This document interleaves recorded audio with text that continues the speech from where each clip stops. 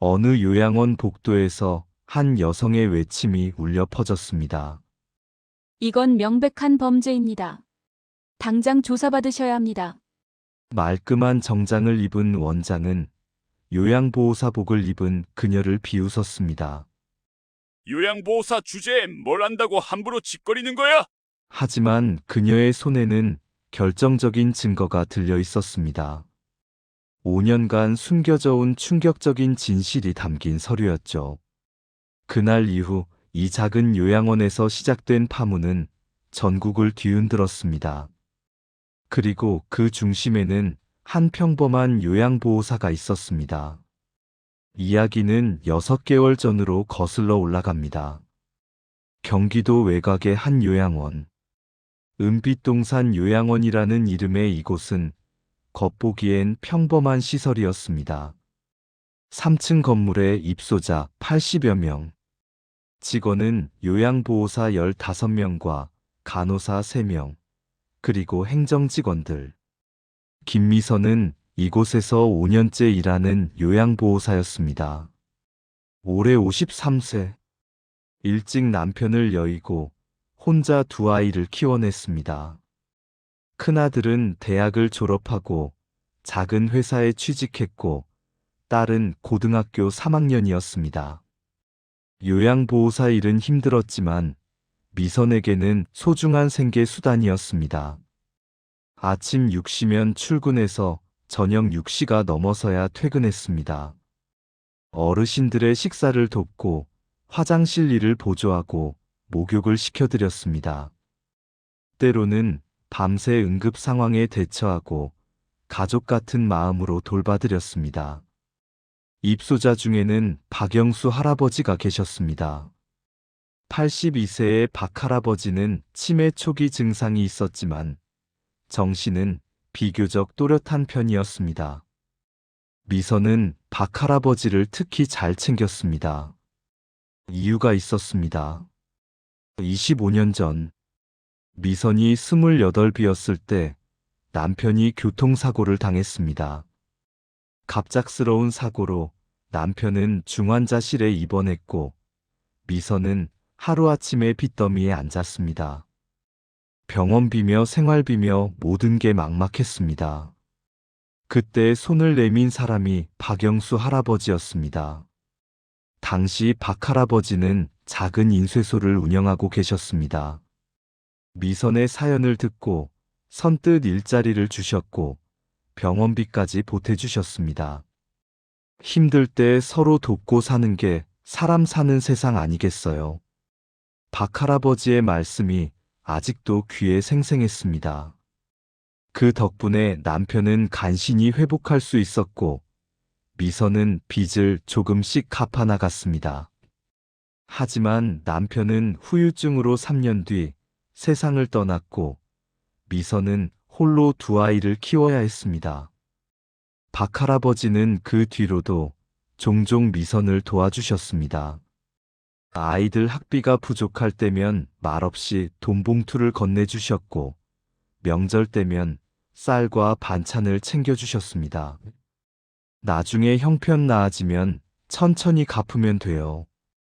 박 할아버지는 늘 그렇게 말씀하셨습니다. 세월이 흘러 박 할아버지도 나이가 드셨고 홀로 사시다가 치매 증상이 나타나기 시작했습니다. 자녀들이 있었지만 모두 해외에 나가 있었고 연락이 뜸했습니다. 결국 박 할아버지는 은빛동산 요양원에 입소하게 되었습니다.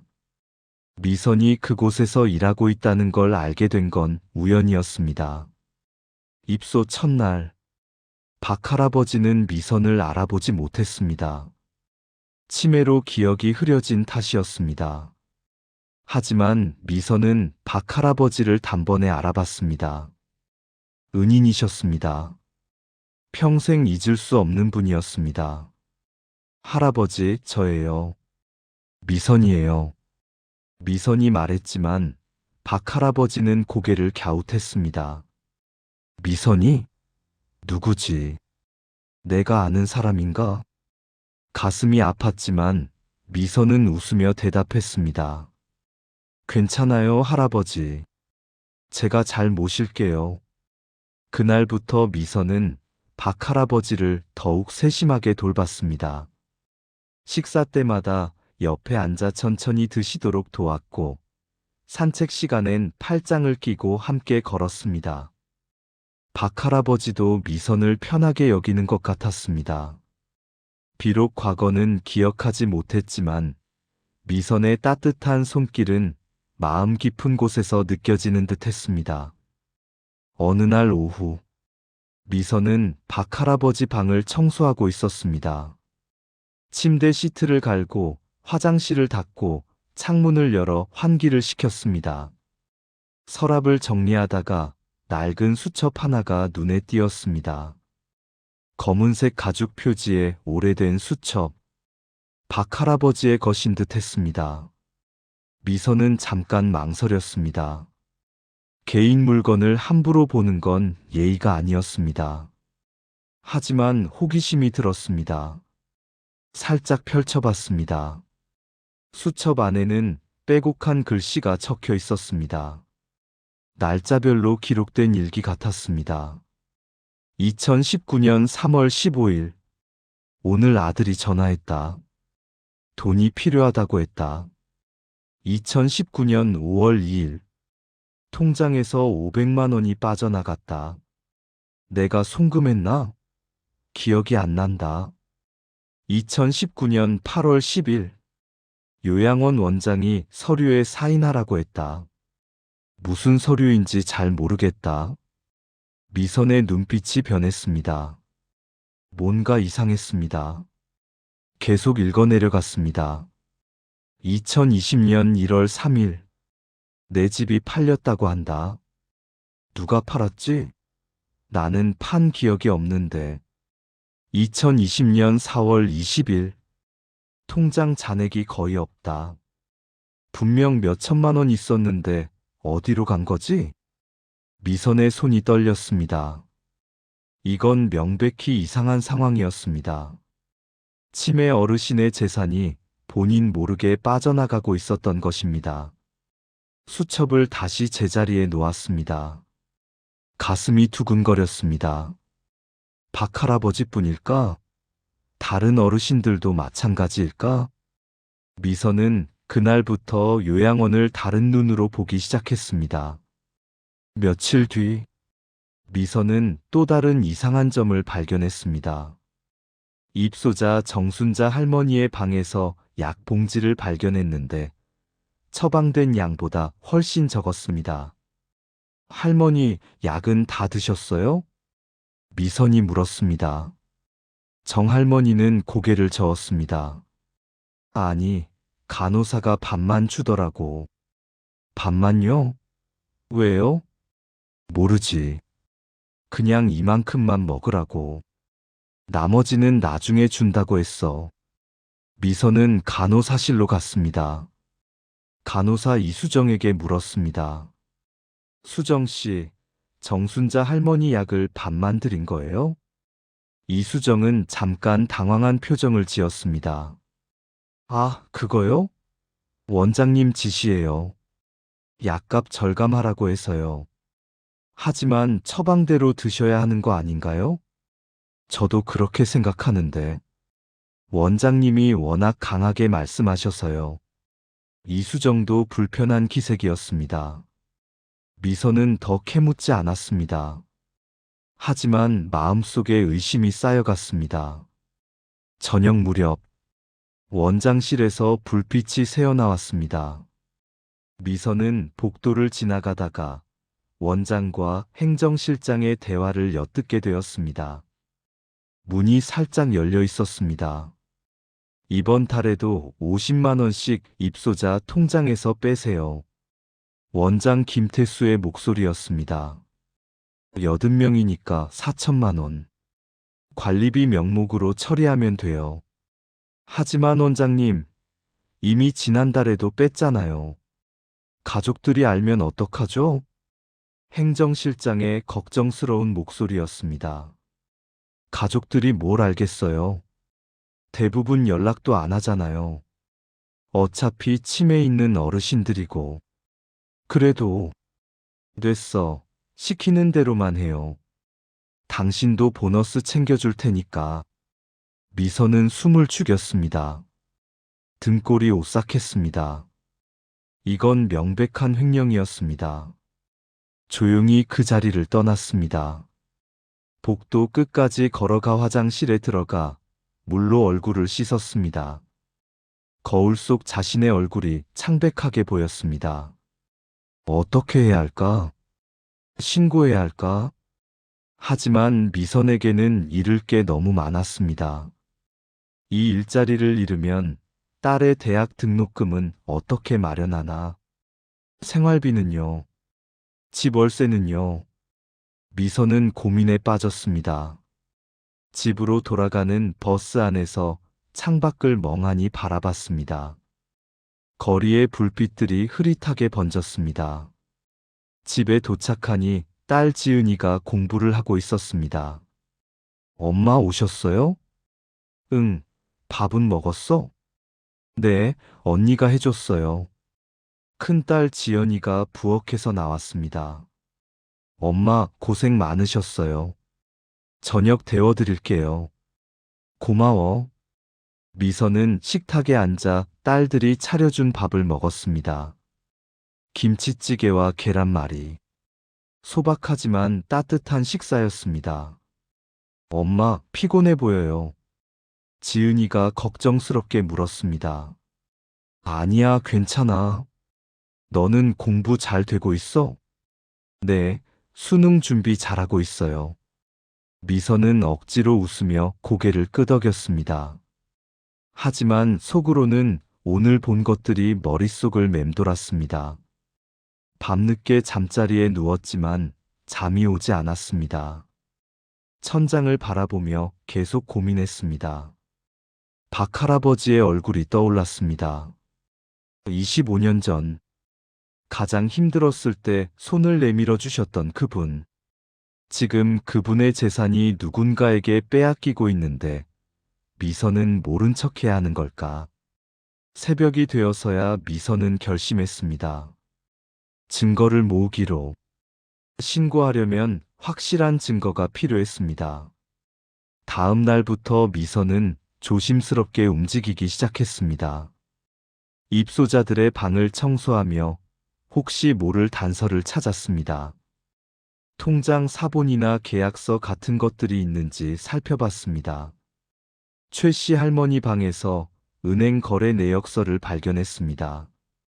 매달 50만 원씩 관리비 명목으로 빠져나가고 있었습니다. 하지만 입소 계약서에는 그런 항목이 없었습니다. 미선은 핸드폰으로 조용히 사진을 찍었습니다. 이 씨 할아버지 방에서는 부동산 매매 계약서를 발견했습니다. 할아버지 명의의 아파트 가일년 전에 팔렸다는 내용이었습니다. 하지만 할아버지는 치매로 의사결정 능력이 없는 상태였습니다. 누가 대신 계약을 한 걸까? 계약서를 자세히 보니 원장 김태수의 이름이 보였습니다. 법적 대리인이라고 적혀 있었습니다. 미선은 또다시 사진을 찍었습니다. 며칠간 조사를 계속하며 미선은 충격적인 사실들을 알게 되었습니다. 입소자 80명 중 최소 30명 이상의 재산이 부당하게 빠져나가고 있었습니다. 통장에서 돈이 빠져나가고 부동산이 팔리고 심지어 보험금까지 해약되고 있었습니다. 총액은 수십억 원대로 추정됐습니다. 더 충격적인 거니 모든 일의 중심에 원장 김태수와 그의 가족이 있다는 것이었습니다. 김태수의 아내는 부동산 중개업을 했는데 입소자들의 집을 중개하며 수수료를 챙겼습니다. 김태수의 아들은 보험 설계사였는데 입소자들의 보험을 해약하고 새로운 보험에 가입시키며 수당을 받았습니다. 완벽한 가족 범죄였습니다. 미선은 증거를 모으면서도 항상 긴장했습니다. 혹시 들키지 않을까? CCTV에 찍히지 않을까? 행정실을 지나칠 때마다 심장이 빠르게 뛰었습니다. 어느 날 오후, 미선은 박할아버지와 요양원 정원을 산책하고 있었습니다. 할아버지, 오늘 날씨 좋죠? 미선이 말했습니다. 박할아버지는 하늘을 올려다보며 웃었습니다. 그래, 좋구나. 아가씨, 이름이 뭐라고 했지? 미선이에요, 할아버지. 미선이. 어디서 많이 들어본 이름인데? 박할아버지가 중얼거렸습니다. 미선의 가슴이 찡했습니다. 할아버지, 혹시 재산 관리는 누가 하세요? 조심스럽게 물었습니다. 재산? 글쎄, 아들이 하는 건가? 아니면 여기 원장님이 하나? 박할아버지는 잘 기억하지 못했습니다. 통장이나 도장은 어디 있어요? 몰라. 원장님이 맡아둔 것 같은데. 미선은 한숨을 쉬었습니다. 박할아버지의 재산도 원장의 손에 들어가 있었습니다. 할아버지, 아드님이랑 연락은 자주 하세요? 아들, 미국에 있나 봐. 전화가 잘 안 와. 박할아버지의 목소리가 쓸쓸했습니다. 외롭지 않으세요? 뭐 어쩔 수 없지. 나도 늙었으니까.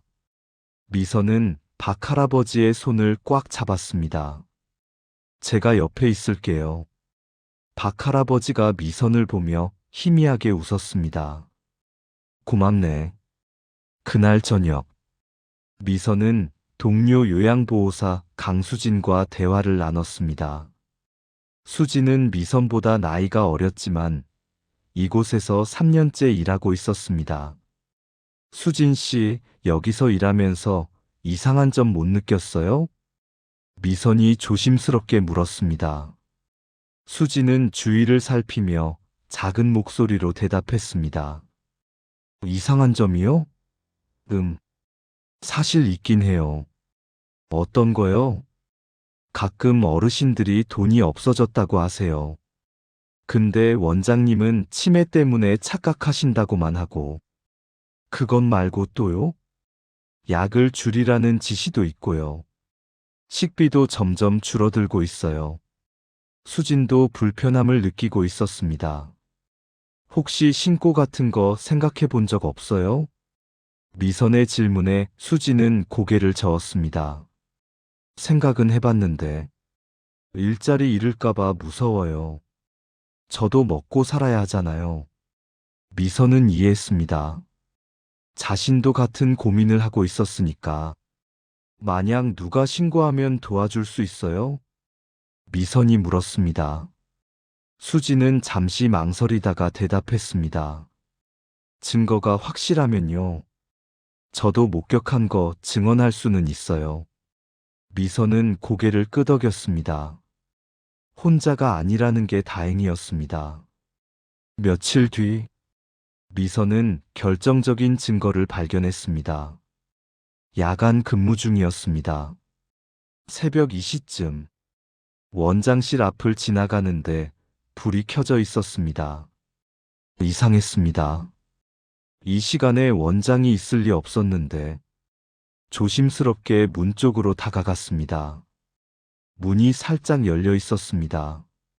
안을 들여다보니 아무도 없었습니다. 원장이 급하게 나가면서 문을 제대로 잠그지 않은 것 같았습니다.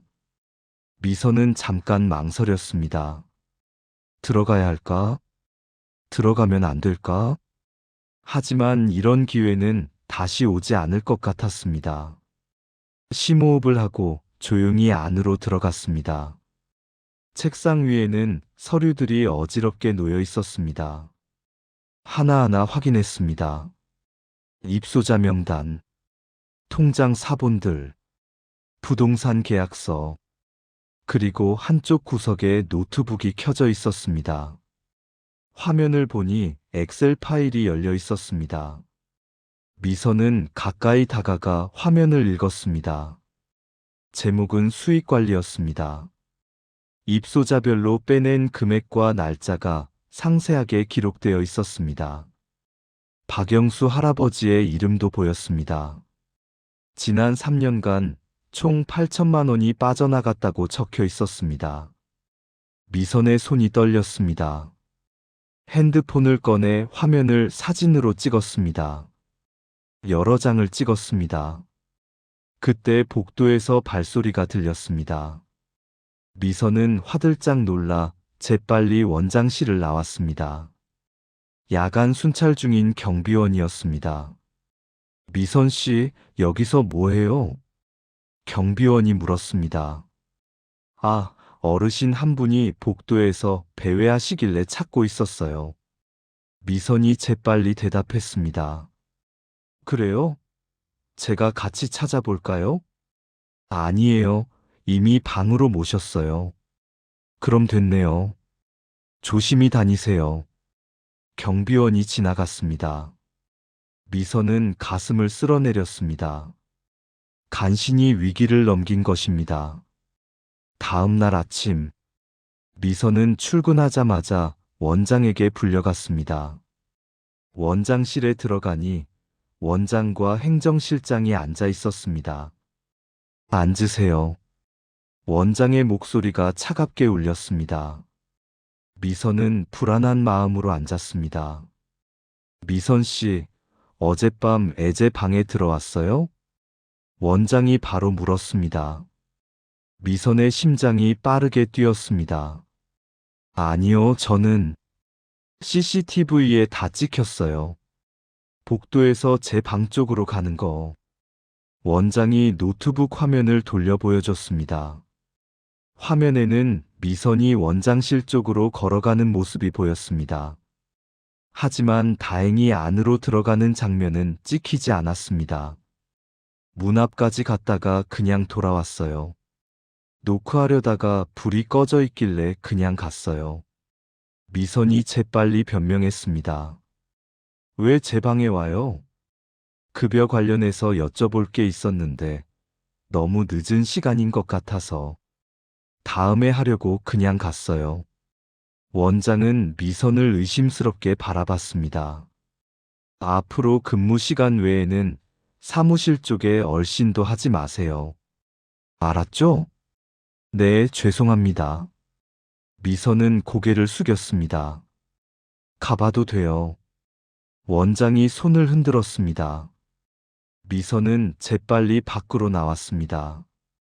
복도에 나오니 다리에 힘이 풀렸습니다. 간신히 넘어갔습니다. 하지만 원장이 의심을 품기 시작한 게 분명했습니다. 더 조심해야 했습니다. 그날 오후, 미선은 박 할아버지를 모시고 식사를 도왔습니다. 할아버지, 천천히 드세요. 숟가락으로 죽을 떠서 할아버지 입에 넣어드렸습니다.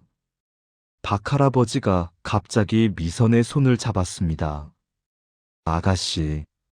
네, 할아버지. 내가 잘 기억은 못하지만 당신한테 고마운 마음이 들어. 박 할아버지의 눈에 눈물이 맺혔습니다.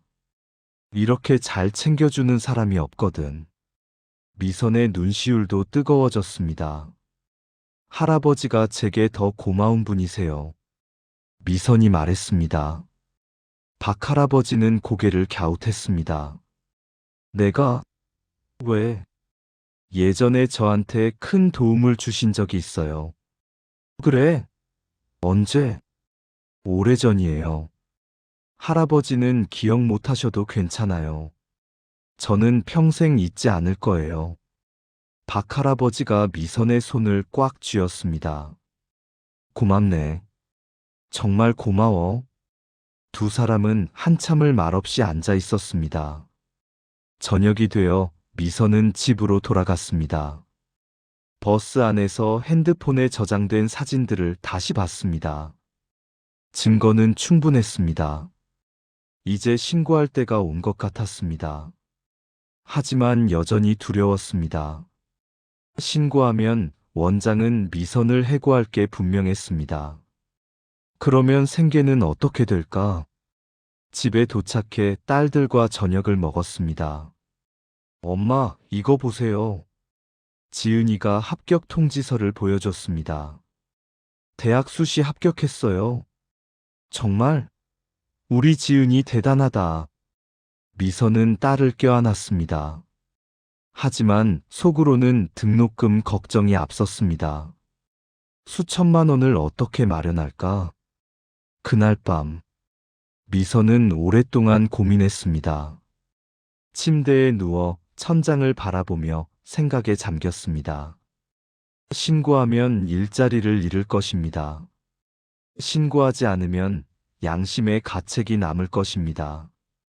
박 할아버지의 얼굴이 떠올랐습니다.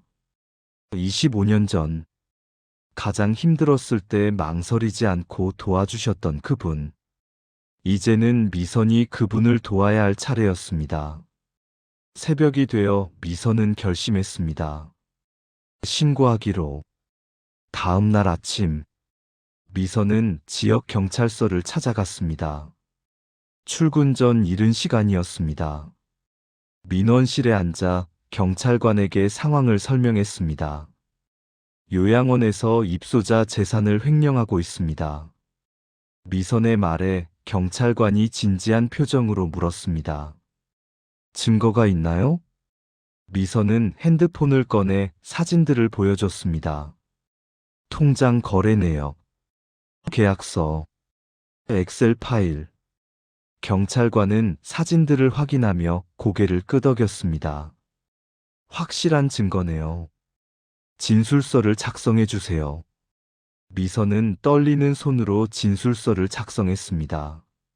모든 걸 상세히 적었습니다. 조사는 언제 시작되나요? 미선이 물었습니다. 최대한 빨리 진행하겠습니다. 일주일 내로 현장 조사 나갈 예정입니다. 제가 신고했다는 건 비밀로 해주실 수 있나요? 최대한 노력하겠습니다만 조사 과정에서 알려질 수 있습니다. 미선은 각오했습니다. 요양원으로 출근했습니다. 평소처럼 일했습니다. 어르신들을 돌보고 식사를 도왔습니다. 하지만 마음은 계속 불안했습니다. 며칠 뒤, 경찰이 요양원을 찾아왔습니다. 원장실로 들어가 장시간 조사를 진행했습니다. 입소자들의 통장과 서류를 모두 확인했습니다. 원장과 행정실장이 경찰서로 동행했습니다. 요양원은 발칵 뒤집혔습니다. 직원들은 수군거렸고 입소자, 가족들도 하나둘 찾아오기 시작했습니다. 다음 날, 뉴스에 보도됐습니다. 경기도의 한 요양원에서 입소자 재산을 횡령한 혐의로 원장이 구속됐습니다.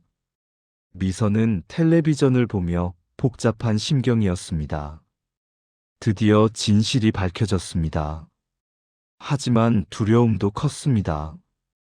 원장이 구속되면서 요양원 운영이 중단될 위기에 놓였습니다. 직원들은 월급을 제때 받지 못했고 퇴사를 고민하기 시작했습니다. 미선도 마찬가지였습니다. 그런데 며칠 뒤 놀라운 소식이 들려왔습니다. 입소자 가족들이 모여 비상대책위원회를 구성했습니다. 그리고 새로운 운영진을 선임하기로 결정했습니다. 투명한 운영을 약속하는 사회복지단체 가요양원을 인수하기로 했습니다. 직원들의 고용도 보장되었습니다. 미선은 안도의 한숨을 쉬었습니다. 어느 날 오후, 박 할아버지가 미선을 불렀습니다. 미선이. 박 할아버지가 미선의 이름을 또렷하게 불렀습니다. 미선은 깜짝 놀랐습니다. 할아버지, 저를 기억하세요? 응. 갑자기 기억이 났어. 25년 전에 내가 도와줬던 그 아가씨 맞지? 미선의 눈에서 눈물이 쏟아졌습니다. 네, 맞아요. 할아버지, 내 재산을 지켜준 게 바로 너였구나. 박 할아버지도 눈물을 흘렸습니다. 경찰이 와서 설명해줬어. 누군가 신고해서 돈을 되찾게 됐다고. 할아버지, 그게 너였구나. 고맙다, 미선아. 두 사람은 서로를 껴안고 한참을 울었습니다. 할아버지가 25년 전에 저를 살려주셨잖아요. 이번엔 제가 할아버지를 도와야죠. 미선이 말했습니다. 넌 정말 착한 아이야. 박 할아버지가 미선의 손을 꽉 잡았습니다. 그날 이후 요양원에는 큰 변화가 일어났습니다. 새로운 원장이 부임했고 투명한 회계 시스템이 도입됐습니다. 입소자들의 재산은 법적 보호를 받게 됐습니다. 가족들의 참여도 늘었습니다. 미선은 요양보호사로 계속 일했습니다. 그리고 부원장 제안을 받았습니다. 미선 씨의 용기 덕분에 이 요양원이 바뀔 수 있었습니다. 부원장으로 함께 일해 주시겠어요? 새로운 원장이 제안했습니다. 미선은 잠시 고민했습니다. 감사하지만 저는 그냥 요양보호사로 어르신들을 돌보고 싶어요. 미선의 대답이었습니다. 하지만 급여는 올려드리겠습니다. 그리고 장학금 제도도 마련했어요. 직원 자녀들을 위한 거예요. 새 원장의 말에 미선은 눈물이 났습니다. 감사합니다. 딸 지은이의 등록금 걱정을 조금 덜 수 있게 됐습니다. 몇 달이 지났습니다. 요양원은 완전히 새로워졌습니다. 어르신들의 얼굴에 웃음이 돌아왔습니다. 식사의 질이 좋아졌고 약도 제대로 제공됐습니다. 가족들의 방문도 늘었습니다. 박 할아버지는 건강이 조금씩 나아졌습니다. 치매 증상도 더 이상 악화되지 않았습니다. 어느 따뜻한 봄날, 미선은 박 할아버지와 요양원 정원을 산책했습니다. 벚꽃이 만개했습니다. 할아버지 예쁘죠? 미선이 말했습니다. 그래, 아름답구나. 박 할아버지가 웃었습니다. 미선아, 너 덕분에 나는 행복하게 살 수 있어. 아니에요, 할아버지. 할아버지가 저를 행복하게 해주세요. 두 사람은 벚꽃 아래를 천천히 걸었습니다. 따뜻한 햇살이 두 사람을 비췄습니다. 미선은 생각했습니다. 용기를 낸 게 정말 잘한 일이었다고. 일자리를 잃을까봐 두려웠지만 결국 더 큰 걸 얻었습니다. 존중받는 일터, 투명한 시스템, 그리고 보람. 무엇보다 박 할아버지와의 인연을 다시 이어갈 수 있었습니다. 25년 전 받은 은혜를 이제야 제대로 갚은 것 같았습니다. 그날 저녁, 미선은 딸들과 함께 저녁을 먹었습니다. 엄마, 오늘 기분 좋아 보여요. 지연이가 말했습니다. 응, 오늘 날씨도 좋고 일도 잘 풀렸어. 미선이 웃으며 대답했습니다. 엄마, 저 대학 입학하면 아르바이트 열심히 할게요. 지은이가 말했습니다. 아니야, 넌 공부에만 집중해. 엄마가 다 해결할 수 있어. 미선은 딸의 손을 잡았습니다. 이제는 엄마도 조금 여유가 생겼거든. 딸들은 미선을 보며 환하게 웃었습니다. 그날 밤, 미선은 일기를 썼습니다. 오랜만에 쓰는 일기였습니다. 오늘 박 할아버지와 벚꽃을 보았다. 25년 전 은혜를 이제야 조금 갚은 것 같다. 용기를 낸 건 두려웠지만 결과는 좋았다. 앞으로도 당당하게 살아야지.